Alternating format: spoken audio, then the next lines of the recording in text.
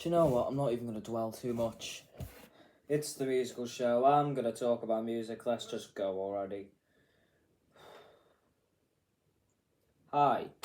Right, how many albums have I got? I got 1, 2, 3, 4, 5, 6, 7, 8, 9, 10, 11, 12, Jesus Christ, I listened to 13. Hang on, let me recount. 1, 2, 3, 4, 5, 6, 7, 8, 9, 10, 11.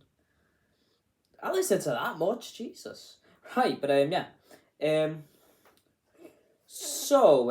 three albums came out midweek. So yeah. Starting off with at the bottom, at midweek one, So Fago's Go Plus. Faced with a fair few midweek drops. I don't know why there were so many, but there just were. And yeah, it was bad.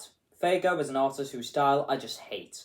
But as low as I have rated it in the end, I do have hope, and there is potential here. A lot more than on that Pink Heart shit from last year. But the highs just weren't high enough to completely disregard the low fucking lows of just his really bad rage sound. The exact type of rage that I hate is literally a sound. Honestly, I think he's awful, and this EP album thing shows it. 2 out of 10. Moving on to Wiz Khalifa's Sia, which might actually be Wiz's worst project. One that just felt rushed just to get out before the tour, and a midweek bore fest again that was mid all round. Had some solid tracks, but never more than that, and some lows such as Sex When You See Me, which is absolutely ranted and one of the worst songs I've heard all year. But most of it was indeed somewhere in the middle, and it did get boring. Why are there 24 tracks? And why did every song end with some sort of spoken word thing, like it was off the fucking radio, and they ended with the album, well, the mixtape's name, Sia, which, like, it just, if you listen to, like, say, like, even a bit of the album, it gets so goddamn grating. But, yeah. I don't know how Wiz didn't realise how annoying that was, but, he didn't. But, we move. This was mid, not worth your time, 5.3 out of 10. Moving on to Niall Horan's The Show, the first one that actually dropped on Friday. A One Direction member's solo album. It's mid. They all are. Most just play it safe. And while this didn't play it safe, it still just played it insanely safe, and it had some pretty low lows. There was so little to talk about with this album. It's just an album that's there, that exists, that doesn't really matter at all. 5.4 out of 10. Next up is Amare's Fountain Baby, which, how the fuck did Pitchfork give this an 8.7? I was excited seeing that, to be honest, but it really disappointed. We had the mid-Afrobeat instrumentals with those really annoying drums that I absolutely despise at their core, and then you have the most annoying, auto-tuned, irritating vocals that sound like a really bad Pink Panther's impression.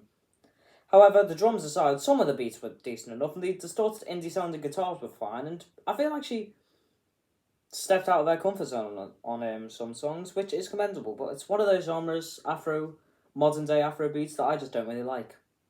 I see the appeal, but no. 5.9 out of 10. Next up is Kura and Pierre Bourne's Born Seditionary, and I can't lie, Pierre kind of went ham. Kura did his bit, his performances were fine and worked, but they weren't anything special or anything, but sometimes that's all you need to create a solid project when you have great production. Some of Pierre's best beats ever were found it, especially in Waves. There were duds, but there was always going to be, and there were less of them than I expected, including higher highs than I expected, and also lower lows. It wasn't amazing, but it was solid. I enjoyed it. 6.3 out of 10. That's that's not that low of a rating. Let's be honest, positive. And given my low expectations, I was pretty happy with that. Next up is Mater's When I Hear Your Name, which is like every other album in its field in indie pop. Nothing special instrumentally, but still good enough. Vocally solid to an extent, but it does have ridiculous vocal runs that was straight up unneeded. And for some reason, towards the end especially, she started overusing autotune. Why? Even though she didn't need to. And lyrically, it was very corny and shit. A corny album, but it was good enough. 6.5 out of 10. It wasn't unbearable. Next up is, I'm not sure people will like this. I mean, Anthony Fantano nearly gave this shit a 9. Don't know how. Squid's O Monolith, which, as someone who's been interested in the sort of UK underground art rock scene, I've always felt like, why the hell does no one talk about Squid? It's Black Midi this, Black Country the Road this. And, like, I kind of get why now, because this was kind of disappointing. But, you know, the scene's great, but, like, this must be a weak point in it. Because the highs aren't low by any means, but they aren't as high as you would have hoped. And songs such as Siphon Song straight up sucked ass, and it did have some pretty low lows. It's good, but, like, considering what you've hated from the scene, if you listen to this, you'd be pretty disappointed if you didn't get it. Like, I don't get it. Unless you're Anthony Fantano and get it, but, like, I don't, so fuck you. 6.5 out of 10. Moving on to Janelle Monáe's The Age of Pleasure, which, to be honest, I'll probably re-review again, because, like, even though the album is good, I hate everything about it, because it's just so goddamn soulless and, like, conventional and, like, all just uninteresting, and it doesn't have any of the soul or charm that Janelle's music used to have, and it just feels like any other sort of female R&B hip hoppy artist thing, and it just doesn't feel like her, if you know what I mean. This could be anyone else. If this was a Scissor album, I wouldn't have been surprised. But you know, Hair Standards, it felt awful, but like still, it had some decent enough songs such as Phenomenal, and Float was cool and all, and the transitions and like instrumentals were good, but like it just feels so goddamn soulless. But yeah, disappointment for sure. 6.6 out of 10. Next up is Christina and the Queens, Paranoia, Angels, True Love. I don't have a clue what I'll listen to then. Had some high highs and low lows and a lot of stuff in between, which was to be expected considering it's 95 minutes long. I think the production was meant to be ominous, which it kind of was, but it like wasn't, you know, sort of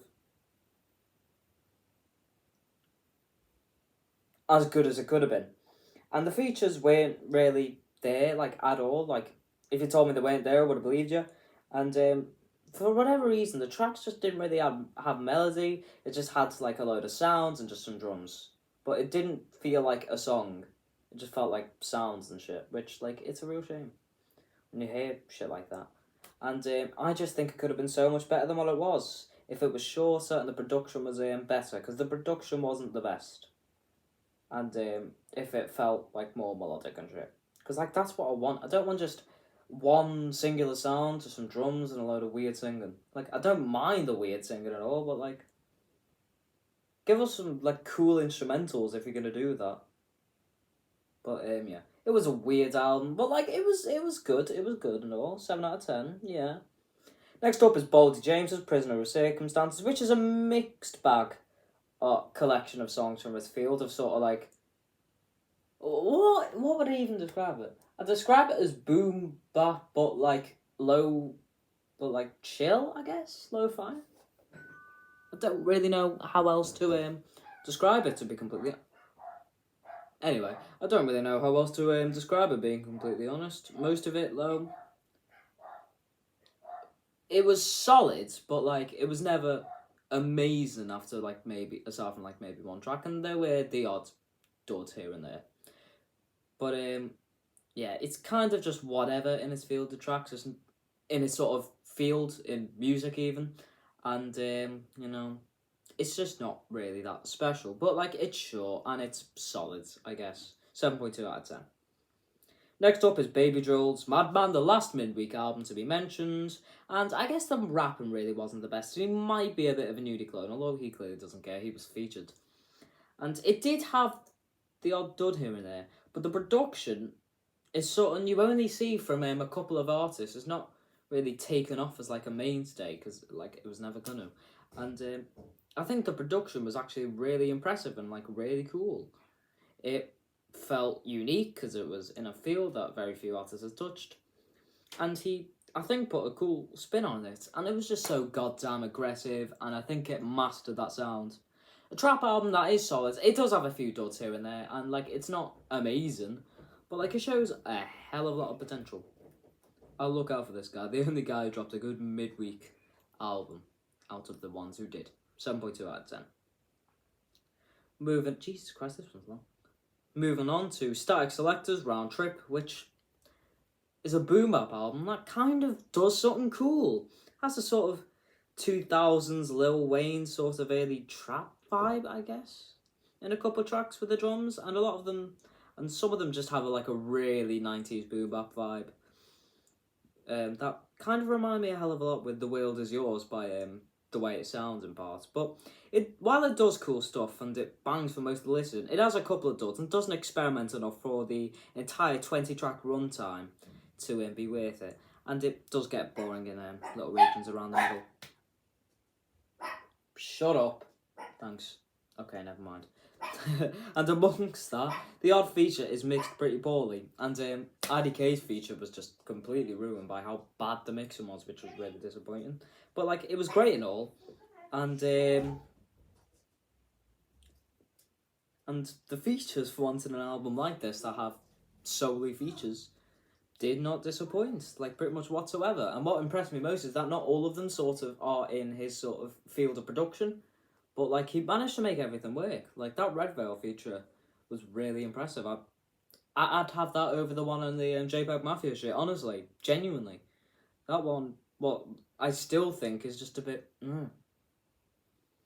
compared to what it could have been. 8.2 out of 10. And at the top is King Krule. Of course, it's King Krule with Space Heavy. Has a song called Seaforth and I Live There.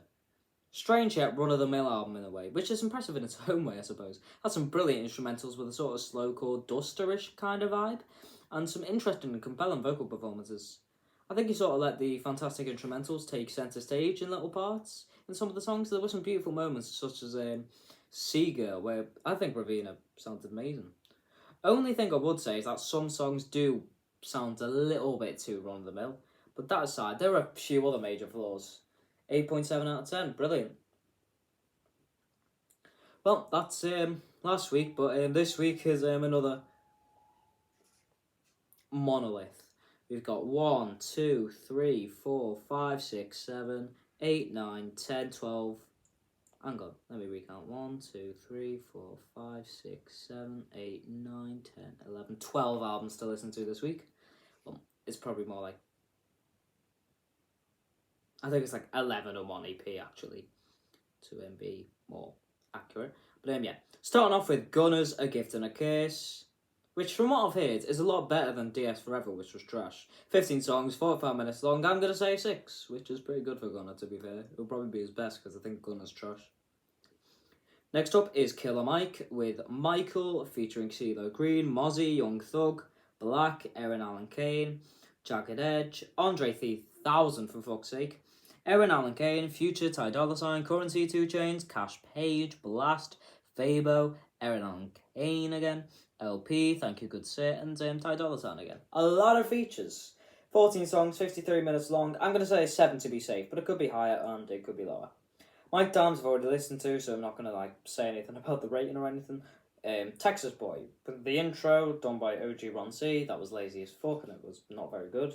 Spoiler alert. And it also features Denzel Curry, Dro Kenji, Wiz Khalifa.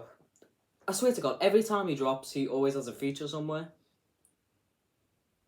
He never just has one feature in a week. I swear to God, he's either going to have 2 features or he's released something onto streaming services that hadn't been there and just releases something entirely new entirely.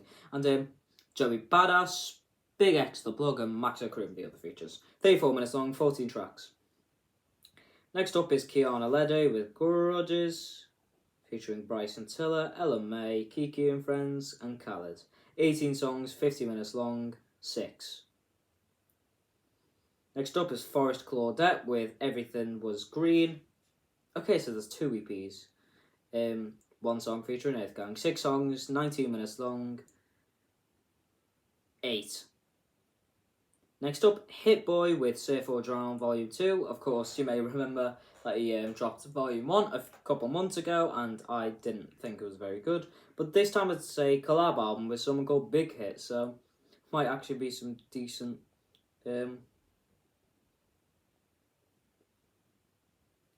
performances here now, because I think his rapping wasn't the best, amongst me just not really being a fan of the beats, really. It also features Garen, Dom Kennedy, and Big Sean. And it's also got the instrumentals of the album. There's 10 songs. It's probably about 32.5 minutes long, something around the lines of that, not including the instrumentals. I'm going to say a 6 to be safe, but it could go either way, genuinely. And then that's Hugo doing his thing. I'm not even going to bother shouting him out. Nor am I going to bother closing the door. Actually, no, we'll close the door. Ugh. Right. Back to this Shigoro. I closed the door and he decided to immediately go back out. This goddamn dog. Right. Moving on to Shigoros with Ata. I defo mispronounced that because they are from Iceland. 10 songs, 56 minutes long. 8. Next up, Queens of the Stone Age with In Time's New Ronan. 10 songs, 47 minutes long. 7. Tom Grennan with his sellout album, What Ifs and Maybes, featuring Joel Corry, KSI, and that's it. So, 3. Next up is King Gizzard and Elizabeth, their first project of this year, with an album called fucking Peto Dragonic Apocalypse, or Dawn of Eternal Night, an annihilation of planet Earth and the beginning of merciless damnation. What the fuck? They must have been on some sort of fucking LSD trip when they named that. 7 songs, 48 minutes long, 9. I don't often predict 9s because I don't really often give 9s anymore, but like, it's King Gizzard and there's only 7 tracks. Alright, I'm back. Thankfully, I think it was at the end of one of my things, so yeah. Wasn't interrupted too bad. I'm nearly at the end. Next up, Marshmello with Mellow Killers. What a corny name. A collab EP with Trop Killers, featuring MC Deluxe, MCGW, MU540, MCRD, TMJ, and McDricker.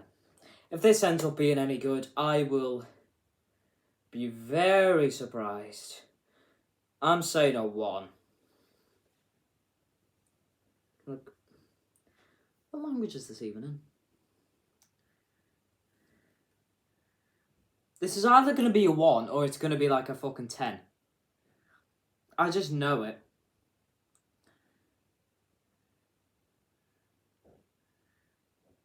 Like Popola. I need to figure out what language this is in. Just because. No, not Popolo. Popola. Oh, it's just English. No, it's not English. It's Spanish. Thought it was going to be something cool. But yeah, a Spanish album from a Spanish EP from Marshmello. It's 6 songs, 40 minutes long. It's not exactly an album. As I said, it's either going to be a 1 or a 10 or a 5. I'm just adding that one in. I cannot decide. Finally, Asake, who I literally only know because 2 people died at his concert once.